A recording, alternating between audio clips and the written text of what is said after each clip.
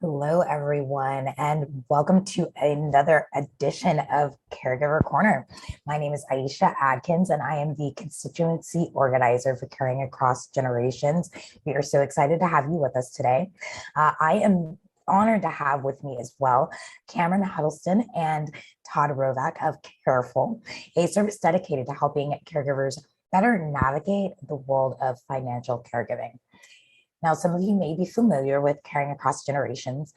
For those who are new, we are a national movement to organize family caregivers, persons with disabilities, and older adults who are working together to create a care infrastructure that is affordable, accessible, and equitable for all so that everyone can live and age in their communities and homes with dignity. Now, when you say the word caregiving, most people probably think of assisting with activities of daily living or ADLs, like bathing, dressing, and feeding. But there's another important component that people don't often talk about, and that is financial management, making sure that things like utilities, mortgages, bank accounts, other monetary matters are being taken care of when someone needs assistance or perhaps needs overall management. So, let's start off by learning a bit more about our guests and their connection to caregiving. Now, Cameron, you were a caregiver for your mom for 12 years. Would you please briefly tell us about that experience? Sure. So my mother was diagnosed with Alzheimer's disease at the age of 65, and I was 35 at the time. And so I had two young kids, and I was thinking that my mom was going to be able to help me with my kids. And as it turned out, I ended up having to take care of my mother. She was living alone because my parents had gotten divorced several years before that, and my father had actually passed away. And so I knew that it was going to fall to me, the oldest daughter who lived closest, to care for her. And actually, one of the first things that I got involved with was her finances. I knew that I needed to get her in to meet with an attorney right away to update all of her legal documents so that I would have the legal right to make financial and healthcare decisions for her. Then we went to the bank and we let the bank know that I was her power of attorney and I was added to her account as a representative payee. And then I just slowly started getting more and more involved as she needed help. And like you said, it was over a 12-year period that I cared for my mom. Those first 4 years, I was more of a hands on caregiver. She lived with me for 2 years, and then she was in a memory care facility for 8 years. And during that time, I managed her finances entirely and I oversaw all of her care. Thank you so much for sharing, Cameron. That is definitely something that I identify with, providing care for my mother who was diagnosed with dementia in 2013. Certainly one of the greatest challenges is those decision-making skills and being able to manage finances and make sound decisions around spending and those sorts of things. So I certainly identify with those portions of your story, and I appreciate you sharing. Now, Todd, you are the founder of Carefull. Would you first start off by explaining to our audience what a financial caregiver is, and then share what made you want to create a service to help financial caregivers? Yeah, thank you. So there are 45 million people who are financial caregivers, and we believe they're completely underserved. Um, think of it as a set of financial activities. So think of people who are coordinating or contributing or just basic monitoring and oversight. It's a ton of things, right? So they're looking at their parents' accounts for fraud. Maybe they're logging in as their parents and looking through account statements. They're ensuring that bills are paid on time. They are setting budgets. They're calling banks and fighting with the banks or advisors sometimes to resolve an issue. Often they're collecting funds from siblings who are helping and commingling it with that money or putting it in their own bank account, which is typically a mistake, but there's not a lot of other choices there. It's 100 daily things in the financial world tasks. And when it's money, it's not just time, it's emotion. It's very difficult to take on these tasks, particularly for a senior who values their independence. So today, this person, a financial caregiver, is extremely busy. Like all caregivers, they have kids and a job, and they cobble together a system to do this themselves. So they're logging in, using their parents' passwords, they have spreadsheets, they have Post-it notes. And at some point during this process, which can last as long as 20 years, money often drains. There's 50 billion of fraud annually. Elder fraud, some of it comes from outside, people taking advantage of older adults, but also fraud from within a trusted circle sometimes, which is even sadder. But the brother sort of feels entitled to take a little bit. And so within this messy system, there's a lot of funds leaking that are really supposed to be supporting this person's well-being. And so financial caregiving is not just complicated, there's a lot of risk, because when there's money involved, there's often things like fraud, to say nothing of the mistakes that people just make when they age.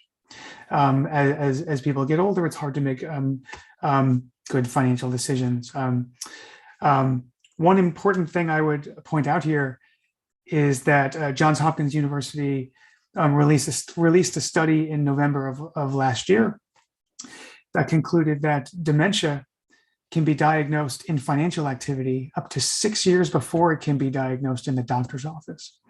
So you see things that look normal, but missed payments, what we call sloppy paying, missing bills, credit score hits, things like that. And when you start to see patterns of that, those are also moments to intervene. So financial caregiving is a big category of stuff. And to your question about why we built Carefull to help here, I don't know if you've ever called the bank about your parents' bank account, but it's not a great experience. Anyone that has experience trying that today doesn't get a lot of help. And so we built Carefull to be the technology to help with that life stage.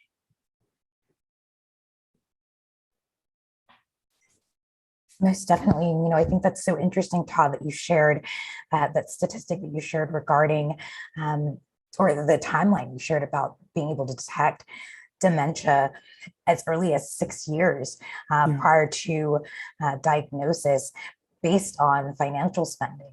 I think that's something that so many people are probably unaware of. And that's something, that's really important to recognize. People are spending so much time, our caregivers are spending so much time just in their family's accounts and looking through statements and looking at the basket that's full of bills. There's a huge job to take care of these things and make sure that things are paid. What I think people often overlook is that they're often signals of other things, and that so financial behavior is as good an indicator as health behavior. You can see a lot of it. You can see a lot of things that behaviors and patterns in how people are spending. And I think caregivers today are just doing this work because they think it's what they're supposed to be doing. They don't know there are ways to get help or ways to do it well. So financial caregiving is still a term that is relatively new, and that we're excited to speak about. Wonderful. Well, thank you so much for sharing. So now, Cameron, let's turn back to you. When you were a caregiver, you actually wrote a book talking about how to speak with your parents about their finances. And the name of that book is Mom and Dad, We Need to Talk: How to Have the Essential Conversations with Your Parents About Their Finances.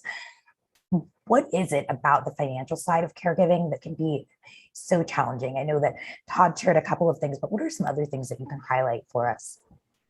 I think there are 3 key issues that people face when they need to get involved with a loved one's finances. The first issue is that people don't talk about money. They don't like to talk about money, and it's really hard to talk to your parents or an older generation about money because they might think that money is a taboo topic. And so you're going into this situation where your parent or your loved one needs help and you have no information about their finances because you've never had the conversation. I did not have detailed conversations with my mom about her finances until I started noticing signs that she was experiencing memory loss. And that's not the time you want to have these conversations, especially when there is cognitive decline involved, because that person is forgetting things and they cannot give you all of the information you need. And then you have to play detective. And so it's so important to be talking to your loved ones, of course, while they're healthy. But if you're already in a caregiving situation, that ship might have sailed already. But you want to have these conversations as soon as possible and gather as many details as possible and put them in writing. And when you have these conversations, you want to have them out of love and respect. These are not conversations where you're going in and saying, Mom, I don't think you can handle your finances anymore and I need to take over. That's not a good way to approach it. You're going to put mom in the defensive and she's probably going to shut down. You want to make it an offer of help. You know, hey, I'd love to get some information from you just so that if you need some help, I can step in. I'll know where things are. I know what sort of accounts you have, or making it an offer of help by making their life easier. Hey, I'd love to help you set up automatic bill payments. It's one less thing you have to worry about. And then you keep the conversation going from there, or you look for more things they need help with and continue to offer that help. You don't want to just force your way in, but you've got to start gathering information. And the other issue that people run into is that they don't have the legal right to get involved with their loved one's finances. Let's say you know mom's bank account usernames and passwords. So you can get in there and you can make sure the bills are being paid. But if you're not named mom's power of attorney, you cannot get on the phone and call the bank and get them to talk to you. You cannot call her credit card companies, her insurance companies. You can't write checks. You can't sign any sort of real estate documents unless you have been named power of attorney. And you don't have to be an attorney to be named power of attorney. You just simply can get your parent or your loved one to meet with an attorney, and it's best to meet with an attorney for this. There are documents that are free and low cost, but this is a document that can be really tricky, and you want to have someone who knows what they're doing when they're drafting this document. So you get your parent to meet with an attorney, an elder law attorney or an estate planning attorney, to name someone they trust. And if you're the caregiver, probably should be you if you're going to be the one handling the finances for your loved one.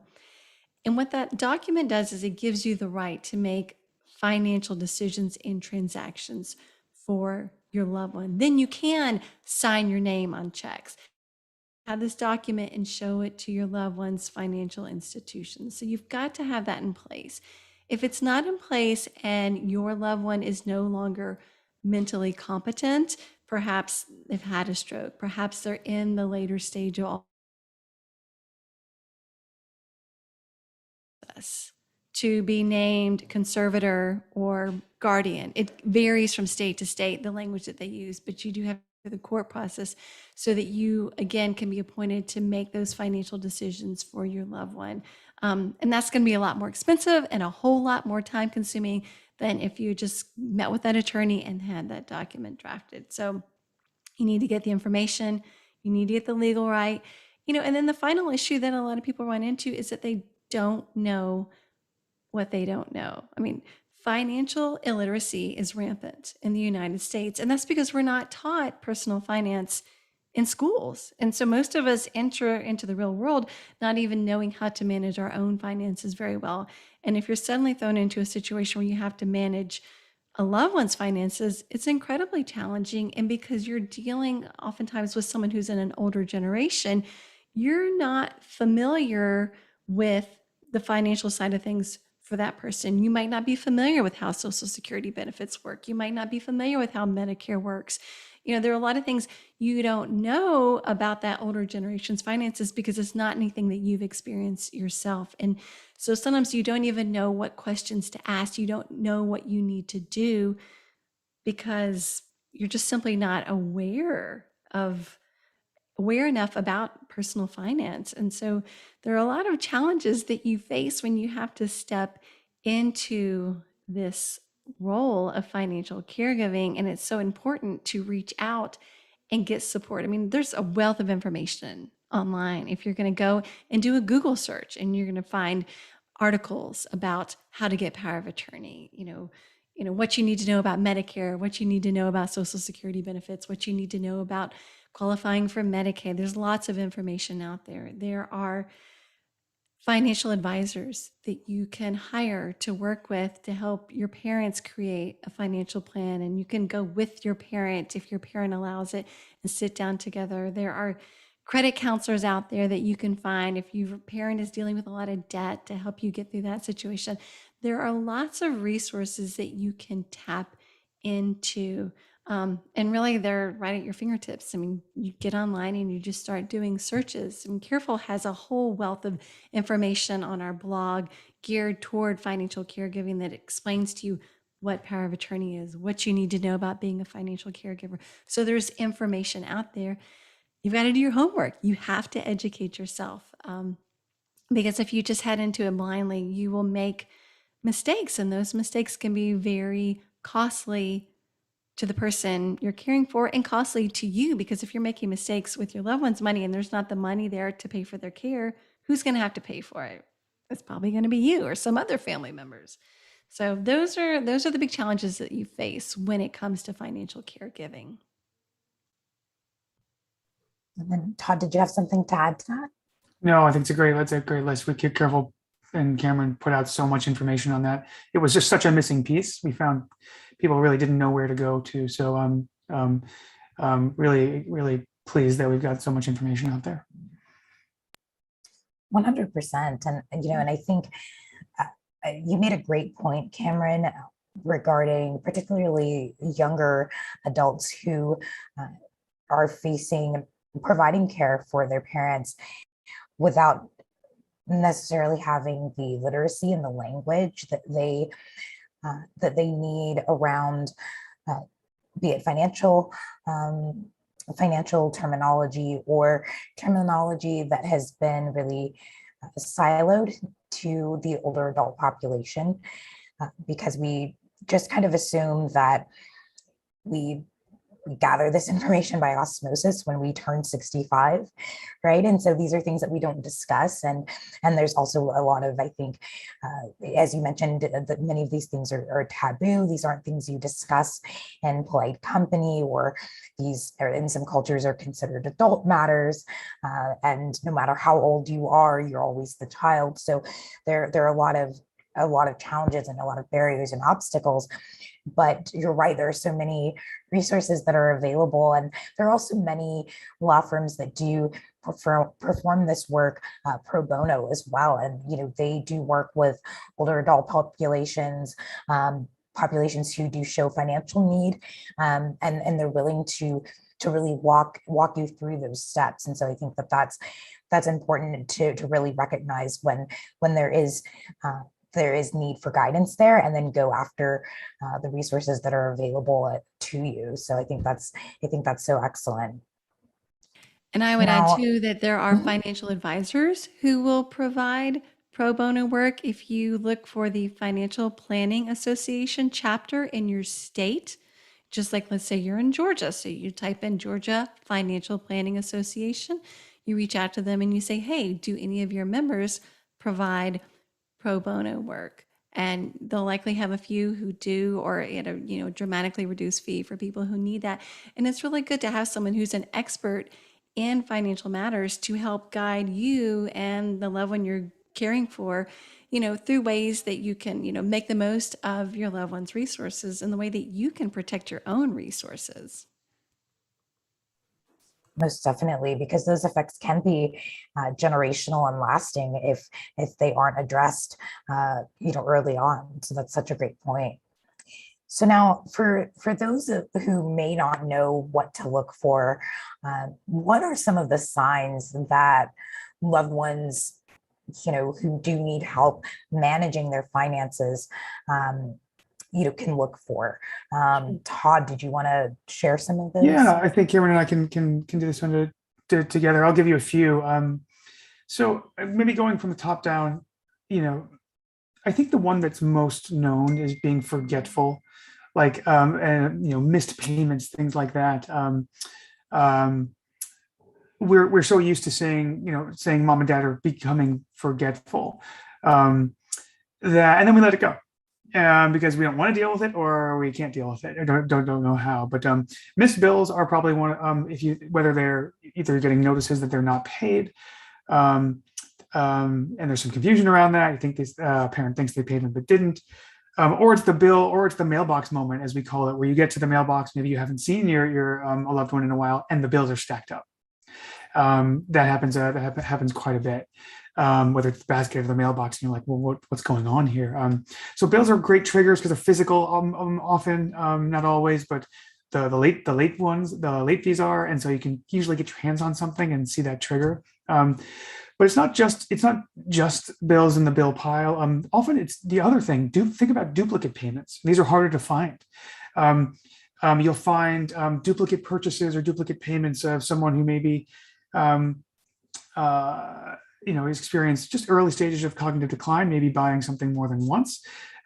We see a lot on our end. We catch people buying the same thing on Amazon 2 or 3 times. And so if you've ever received the same gift, usually a grandchild's getting sent the same thing. It's not Amazon's fault. Often it's a sign there. Illegible checks. Two that I would point out. Charity is a big one, and charity always thought of as a great thing, but charitable contributions are a big red flag in financial caregiving. Why? Because often, older adults often love to say yes, and whether it's a commercial to give to a children's hospital, or it's a political donation telling you that it has to happen now or the world is ending. And once you do that, they're often recurring, and older adults don't know that. And so charitable giving can be really well intentioned, but also can get out of hand and can be a sign that someone's not really in control of great financial judgment there. We actually have an alert in our monitoring software that looks for charitable contributions, and we wrote that specifically because it was a much bigger problem than we thought when we got started.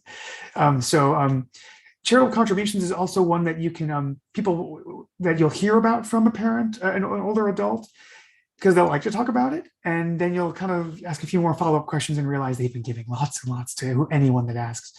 And so charitable giving is a good one to have a conversation about.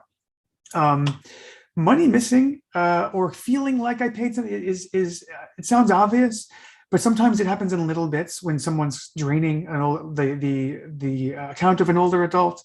It's not always, oh, I have all my money, now I have none of my money. Typically, it's like, I thought I had a little more, or I don't remember this transaction, or those are really important signs. Gift cards is another, signs of fraud.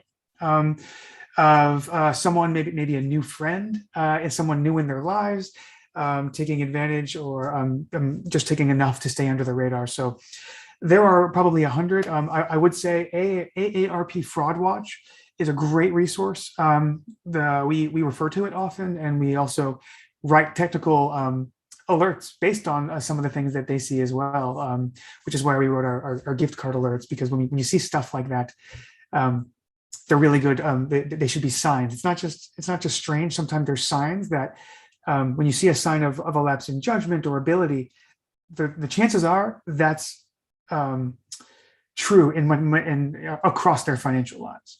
And so we look for those flags. Cameron, did I leave anything out? I'm talking about just the I would say pay attention to changes in spending. Maybe, your loved one was doing well financially, and now they seem to be struggling to get by.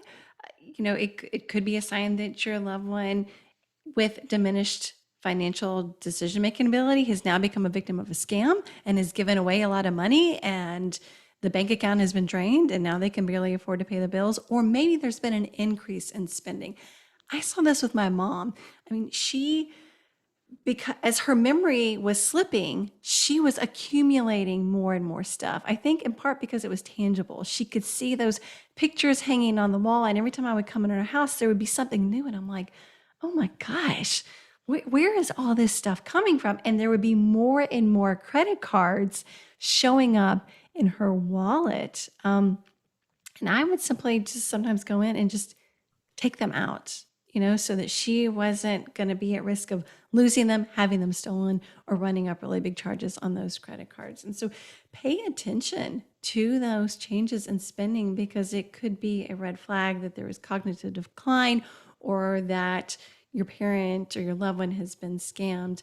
And just again, to go back to the whole charitable contribution issue, I mean, that was something my mom had issues with. I mean, she was writing checks left and right to organizations to which she had no ties. And a good way to spot that is if you're offering to help your parent go through the mail, you're going to see a lot of requests for donations. It means they're already on the list. And if you look around their house and you see all those gifts, like the calendars and those address labels and a bunch of little tchotchkes and random blankets and that sort of thing with the organization's name on it, that's a sign that your parent has been giving money. But even beyond those financial signs, which can be harder to spot, pay attention when a parent who was once organized is no longer organized. A house that was once clean is no longer clean. When there are expired items in the refrigerator, if there are sticky notes and notes written in the calendar reminding your parent, if your parent is having to give themselves reminders if they're no longer organized, then it's a sign that they're probably having trouble staying on top of their finances too. Really, and again, like Todd said, don't ignore these signs. You've got to get involved. The sooner you get involved, the greater the chances that you are going to limit financial damage that can be done.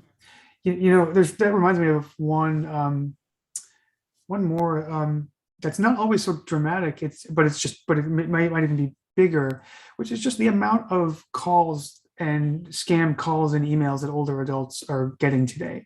And this could be someone who's not in need of real deep financial caregiving. But if you're getting a lot of questions about, like, was this real, was this not, and what that means is that their data has been breached. They're probably on a list somewhere, and that is happening.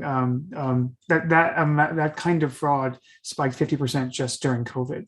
So one of the things you can do is just give them a monitoring service or something, just leave it, right? Just to say, all right, you're getting a lot of calls, or if they're complaining about all these different kind of solicitors, give them something to protect themselves. And you can do that kind of quickly. Wow, everything that the two of you just shared, it resonated with my own experience with my mother. Just my mother has always been very generous, but that increased generosity, and it's always so alarming, if you observe kind of the targeting that can take place with some of the ads, in terms of the television stations on which they appear and the frequency with which they appear, and but just her organizational skills, all of those things certainly were red flags for us. But hindsight is 2020. Right. So yeah, those are all very, very, very true, solid pieces of advice. So I think a lot of our viewers, our listeners are probably wondering, if you're helping someone else with their money matters, with their finances, it can be both time consuming and overwhelming. And so I'm curious to know what caregivers can do to make this process easier, particularly if there is resistance from the person that you're providing care for. Sure. So why don't I talk a little bit about things to do, and then where Cameron's as good as anyone on earth is how to talk about that resistance. So the first thing I'd say is you want the big stuff covered. So bills paid, protected from fraud, protected from their own mistakes, and then enough transparency and communication that you can do something about it when there is an issue. So there's the fourth. I'll even say them again. Right? Bills paid, protected from fraud, protected from their own mistakes, and then enough communication and transparency. And that's really what you're looking to set up. And there are small and large ways to do that. An example is there are daily money managers out there who are great. and they will handle a lot of the what we call the kitchen table finance of like bills and kind of looking through and looking for fraud. They'll do that by hand. They'll use their own judgment. They can be $130 an hour, and so that's not available to everybody. It's a great if you can bring in a daily money manager, but it's not available to everybody. So we often recommend services like Carefull, which are monitoring services, to do all of that work. And that's something you can give to an older adult, really as I don't want to say a present, but actually give them as something that looks like help, like something to protect their credit score, protect them from identity theft protection, or from identity theft. And then to look for the signs that we talked about, charitable giving, to look for strange money movements, to look for duplicate payments, things like that. Carefull is a service that does those things, right? So it looks for things that banks don't look for. It looks for duplicate payments and missed payments, or strange usages of cash, changes in spending, charitable contributions, gift cards, strange transfers, new friends, all those things that happen to money that banks don't really catch because they don't look like fraud. They certainly look like fraud to older adults, right? And they look like things that drain the accounts of those that we take care of. And so beyond older adults, really special needs as well. So kind of what's great about monitoring services, the good ones are customized for each person. So they know what his normal spending is. It's not a blanket set of rules. You turn on a service like that for something like $9 a month. Then it winds up being $100 a year instead of $100 an hour. You've got yourself an efficient way to do all that work. And so its job is to figure out what normal looks like for that one person, and then it understands what your mom usually spends, keeps her independent, and then sends alerts to the right people. So this looks strange, this needs your attention, and allows you to coordinate with your family or a doctor or someone else. So services like Carefull are obviously, we're passionate about ours, but monitoring services, right, are a huge asset. They're available now, and they weren't 5 years ago. And so I would, as we talk about financial caregiving with this group, I think a lot of people don't understand that, don't know that there are resources out there, because that 45 million people feel very alone. They feel like they have to get in there, get their parents login, start working in the bank, and just figure out where the fraud is. And they can get their lives back. They can have a service that does that work. So that's things I think that we recommend, whether it's daily money management, getting involved, or just turning on a service that can help do some of that lift. But in terms of how you speak to your parents about it, I think I'll call in the expert here and ask Cameron. It's the bigger challenge, right? It is. I mean, some people are lucky because their parents are willing to accept your help. And I feel fortunate that my mother was pretty willing most of the time to accept my help. But I knew when I started to see resistance to pull back and to wait a little bit longer, or to try a different tactic. And that is so important. You don't want to come on too strong. Like I said earlier, you want to make it an offer of help. You want to make this a win-win. Let me make things easier for you. Let me take a task that you don't like doing off your hands so you have more time to do things you enjoy. It should never be, I need to do this for you because you can't do it yourself. It's just insulting. And even if you are going to do a better job of it, you don't need to tell your parent or your loved one that. And if your parent isn't open to getting this sort of advice or suggestion from you, which a lot of times parents don't want to hear it from their kids that they need help, reach out to a third party. Maybe that's reaching out to another family member, Aunt Sally, who's going to say to your mom, hey, I think it might be a good idea to get a little support from your kids, and then you don't have to worry about these things. Just let them handle it for you. Or maybe it's reaching out to, the pastor at your church, your clergy member, someone in your religious community, reaching out to, if your parent is already working with a financial professional, maybe that accountant, an attorney, a financial planner, to say, hey, I know you can't share my parents' legal and financial information with me, but you can encourage them to start talking to me and letting me get involved, telling them, hey, it's a good idea for you to choose one of your kids to help you out with this because you might have to rely on them more going forward. And hearing it from that unbiased third party, your parents or your loved ones might be more willing to listen to that request than to hear it coming from you. And so getting that third party involved can really yield some good results. If you are dealing, though, with a loved one who has dementia and they are really resistant, you can't just stand by and let them make mistakes that can be financially devastated. You can't stand by and let them be taken advantage of. And if they are resistant, you might have to be more forceful, and you might just have to let them know, I need to protect you and I need to make sure your money is safe, and there's some things that we need to do to make sure your money is safe.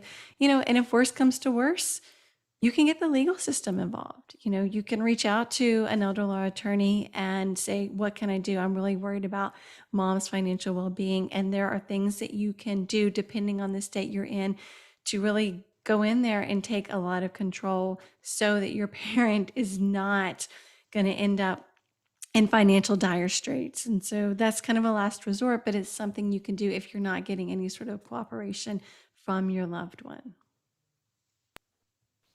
100%.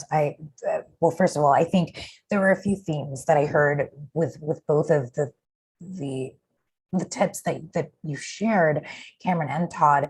And I think one of the prevailing themes that I heard was protection, right? It's about making sure that the people that we are, providing care for are well covered and well protected, financially and legally, and from outside entities that might seek to do them harm, or from themselves when they are making decisions that might not serve them well in the long run, or even in the immediate term. And particularly Cameron, I think that I know that the Alzheimer's Association, for instance, there are a couple of adages that they share that I've found helpful in communicating when there is resistance. The first is, never to argue with someone who is living with dementia, with memory impairment, cognitive decline, because it's a moot point. There's an inability to reason at that point, and also acknowledging that the person with dementia is not giving you a hard time, they're having a hard time, right? It's a brain disease. And so their ability to process, to interpret, has been altered. And so, I love your approach of, backing off, taking a moment, and trying another approach. And then, of course, if those things don't work and push does come to shove and you need to consult a legal professional, a financial professional, and really weigh your options in order to see the best outcome, then that's something that that can be addressed as well. So I thank you both for sharing really those really valuable words of wisdom. Great. Yeah. Happy to help. We also we want to let people try this because it's new, right? Like this. So we are gonna offer a code for those that want to try Carefull, and if they use another service, that's fine too. We really want more people to try, and get their time and their lives back. So so the code is care managed, which is one word. And it's just I think people don't know that there's something that can help them with this. And often it's, as I know this group knows, it's about helping the caregiver, not just about helping those who are cared for. So the more we can support the person that's doing so much of this work, the better. So we'll be sure to circulate that code to this audience, but we wanted to make sure that's out there as well.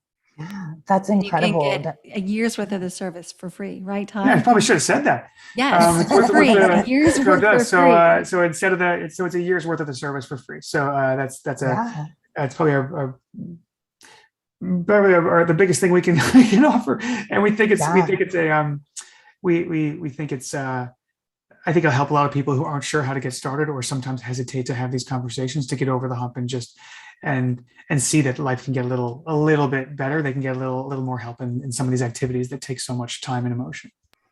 Most definitely. Yeah. I mean, it's about improving our quality of life, right? And that's incredible. So, I mean, you heard it here first, folks.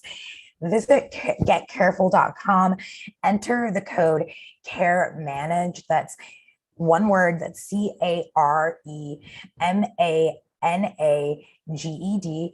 and get an entire year free of Carefull service, and help your loved one, help yourself better manage finances, just keep an eye on things. That's absolutely incredible and a very, very generous offer. So thank you very much for sharing that with our audience. We really appreciate that. That's just fantastic. And yes, I should also mention that Carefull does have 2 L's. So the website will be Get Carefull. That's GetCarefull.com. And also, if you are looking for a way to get involved and help transform the way that care is given, received, and viewed in this country, one of the best ways to do that is by reaching out to your elected officials. So if you will visit the website go.caringacross.org/a/tweet-care, send your congressional representative a tweet and urge them to support care right now. We will send a tweet on your behalf. And we're doing this because care can't wait. Thank you so much to my guests from Carefull, Cameron Huddleston, Todd Rovak. Thank you both so much. It was such a pleasure. I learned so much. I know that our audience did as well. It was so wonderful having you with us. And I can't wait to join Carefull and really help my parents get on top of their finances. Thank you so much. Thanks for having us. Really enjoyed Thank it. you. Thanks, everybody.